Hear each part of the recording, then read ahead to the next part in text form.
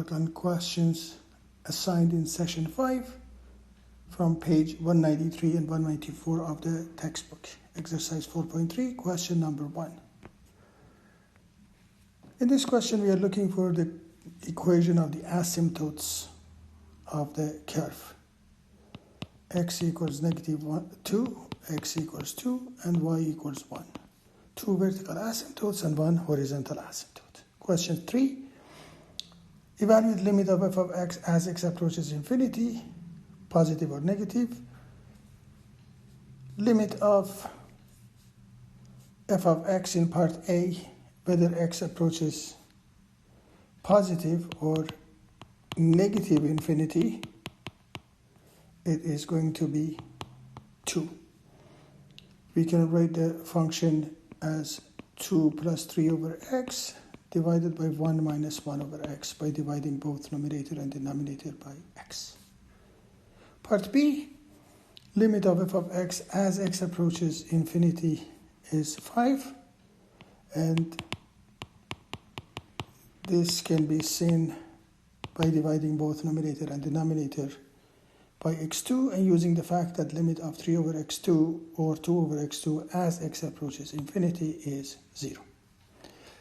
We could use the concept of leading coefficient and dominant term. In part B, for example, the dominant term and numerator is 5x2, the denominator is x2. If we consider these two terms, we'll see when x approaches infinity, f of x approaches to 5. Question 5. For each of the following function, determine the equation of any horizontal asymptotes. Then state whether the curve approaches to the asymptote from above or below. Let's consider part A and D.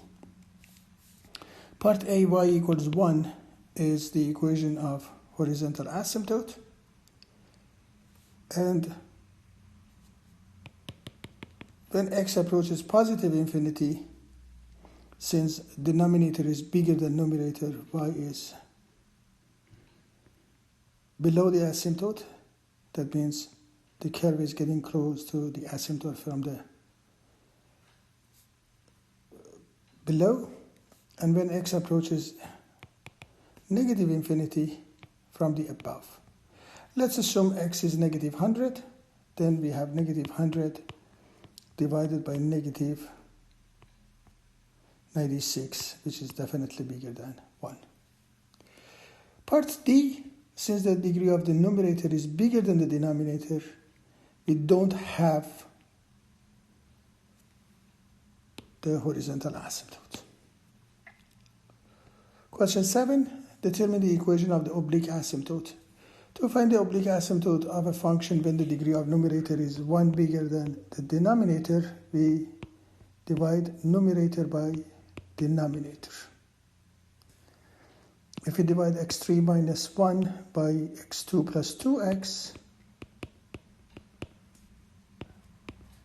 we have x times x2 plus 2x is x3 plus 2x2. If we subtract, we get minus 2x2 minus 1, minus 2, minus 2x2 minus 4x, 4x minus 1. Therefore, the function can be written as x minus 2 plus 4x minus 1 over x2 plus 2x. Y equals x minus 2 is the oblique asymptote of the function, since when x approaches infinity, this expression approaches 0. Next question, question number 9.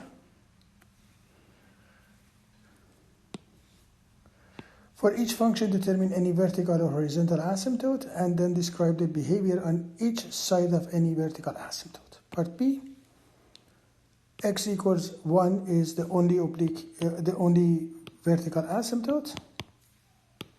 When we set the denominator 0, x is 1, and 1 is not the root of the numerator.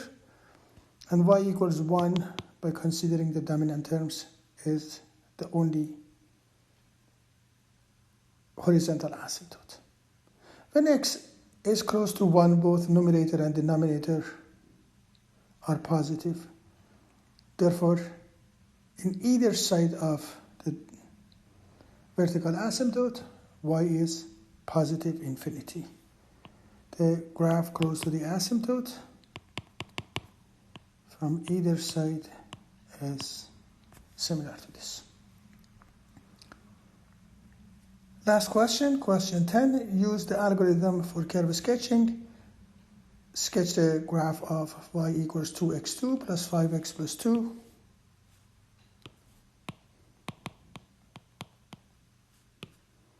plus 5x plus 2 divided by x plus 3. First of all, when x is negative 3, the function is discontinuous. The function is not defined at x equals negative 3. X equals negative 3 is the vertical asymptote of the graph of the function.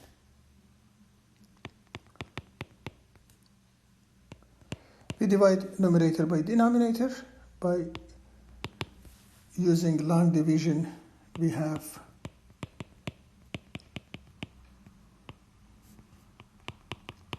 x, 2x, 2x2 plus 6x minus x plus 2 minus 1 minus x minus 3, 5. Function can be written as 2x minus 1 plus 5 over x plus 3. This means y equals 2x minus 1 is the oblique asymptote of the function, the graph of the function. Now we have to find the x-intercepts. 2x2 plus 5x plus 2 equals 0. We either use quadratic formula or we use factoring to find x. X would be negative 2 or negative 1 over 2. The derivative of the given function can be found using the quotient rule. Y prime is 4x plus 5, derivative of numerator times x plus 3 times denominator itself minus derivative of denominator times numerator divided by denominator to the power of 2.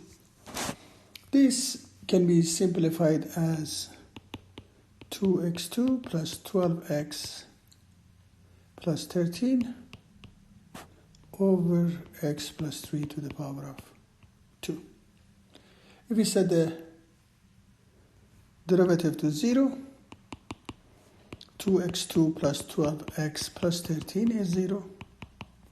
This means x is minus 12 plus or minus 144 minus 104 divided by 2a.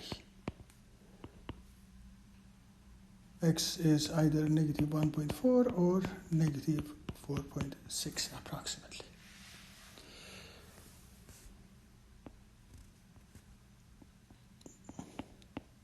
X y prime at negative 1 over 4, negative 4.6 and negative 1.4, the derivative is 0. At negative 3, derivative is undefined. We use this to show it is undefined. Then more than negative 1 over 4, derivative is positive.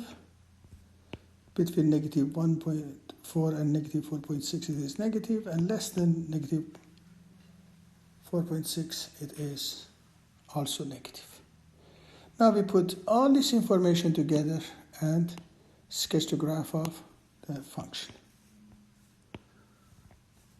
We draw the oblique asymptote, which is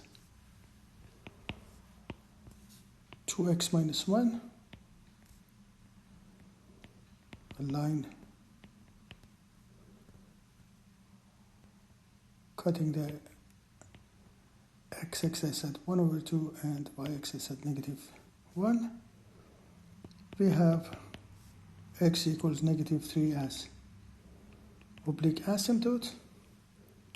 Negative 2 and negative 1 over 2 are two x-intercepts. When x is 0, y is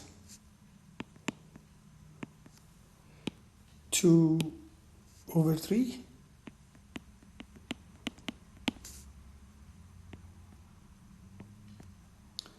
Then we have to find the y value when x is negative 4.6, which corresponds to local maximum, and negative 1.4, which gives us the local minimum. At negative 4.6, y value is negative 10.9.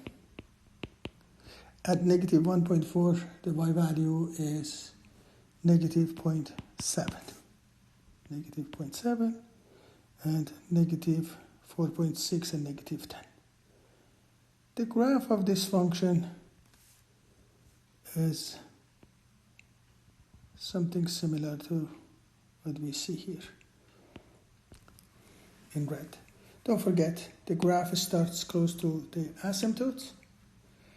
Then it gets to the maximum, which is negative 4.6 and negative 10.9.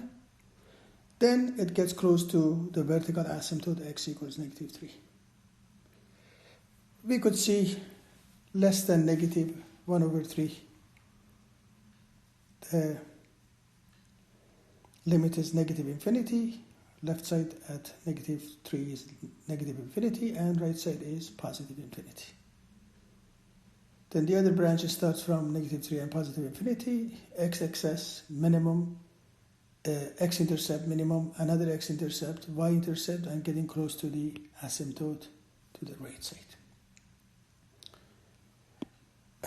By looking at the graph of this function, we see domain, as we mentioned, is negative 3, and range of this function is going to be all real numbers, either less than negative 10.9 approximately, or bigger than the minimum value, negative 0.7 approximately.